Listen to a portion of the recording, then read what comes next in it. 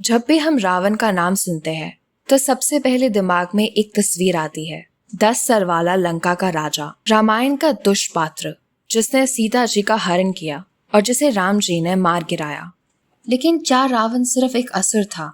और क्यों राम जी ने रावण के अंतिम समय में लक्ष्मण जी को रावण से ज्ञान लेने के लिए भेजा? आज के वीडियो में हम जानेंगे रावण के बारे में और क्या था वो ज्ञान। तो आइए शुरू करते हैं। रावण शब्द बना है रव से, जिसका मतलब है जोर से चिल्लाना या गरजना।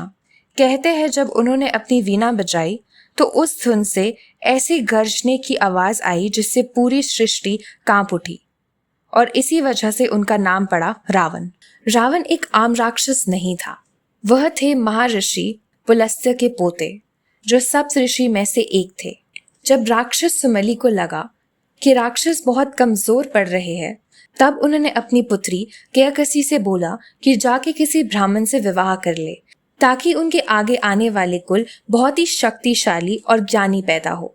जिसके बाद केकसी, जो कि राक्षस कुल की थी, और ऋषि विश्वरावा, जो कि महर्षि पुलस्त्य के पुत्र थे, उनका विवाह हुआ।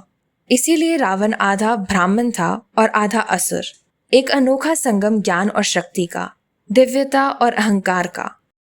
लोग रावण को सिर्फ एक शक्तिशाली राजा और योद्धा मानते हैं, लेकिन असल में वो एक महान वीणा वादक, वेदों और शास्त्रों के ज्ञाता और भगवान शिव के परम भक्त थे। एक बार की बात है, रावण ने सोचा कि मेरे प्रभु मुझसे दूर क्यों रहे, और इसीलिए वो कैलाश पर्वत उठाने के लिए चले गए।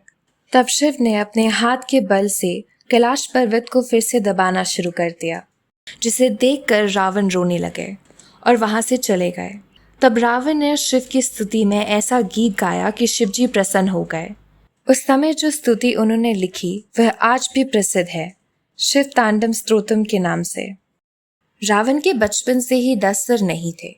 एक कथा के अनुसार जब रावण नर्मदा के किनारे एक कठोर तपस्या कर रहे थे और शिवजी को प्रसन्न करने के लिए अपना सिर बार बार बलिदान दे रहे थे, हर बार उनका सिर वापस उग जाता। 10वीं बार सिर काटने के बाद शिवजी प्रकट हुए और उन्होंने खुश होकर उन्हें वरदान में 10 मुख होने का वरदान दिया। लेकिन इन 10 सरों का अर्थ शारीरिक नहीं है, बल्कि प्रत्यात्मिक है। 10 सरों के 2 व्याख्या है। पहला, यह 10 सर 6 शास्त्र और 4 वेदों का प्रतीक है और अपने युग का सबसे बड़ा विद्वान माना जाता था। दूसरा, यह सर हमारी मनोवृत्तियों का प्रतीक थे, काम, क्रोध, लोभ, मोह, मदा, मत्सर्य, मान, बुद्धि, चित्त और अहंकार। रावण का अंत इसलिए हुआ क्योंकि वह अपने ज्ञान को अपने जीवन में नहीं उतार पाए। उनकी बुद्धिमत्ता सिर्फ शब्दों तक रह गई, जीवन में उन्होंने उसका उपयोग नहीं किया, जिस कारणवश उनकी खुद की मृत्यु हो गई। युद्ध के अंत में जब रावण मौत के करीब था, तो श्री राम ने रावण के ज्ञान की तारीफ करते हुए लक्ष्मण जी को भेजा, रावण के पास जाओ और कुछ ज्ञान लेके आओ। उस वक्त रावण ने लक्ष्मण जी को 3 बड़ी ज्ञान की बातें बताई। पहला, बुरे काम को जितना हो सके उतना टालो और अच्छे काम को जितना तुरंत हो सके उतना तुरंत कर डालो। दूसरा, अपने शत्रु को कभी कम मत आंकना। रावण ने राम जी को कम आंका और इसी गलती ने उनका विनाश किया। तीसरा, अपने रहस्य किसी को भी मत बताओ। रावण ने भी ऐसी ही कुछ गलती करी। अपने भाई विभीषण को अपनी मौत का रहस्य बताकर उन्होंने खुद की मौत को बुलावा दे दिया। सोचिए, रावण कितने विद्वान होंगे जिन्होंने अपने मौत के समय भी इतनी गहरा ज्ञान दे दिया।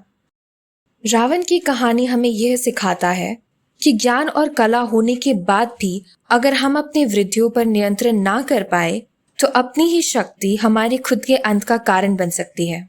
उनके 10 सर हम सबके अंदर है, लेकिन यह अब हमारे हाथ में है कि क्या हमें रावण बनकर अपना ही अंत खुद करना है या फिर राम बनकर उन्हीं 10 सरों का सर्वनाश करना है।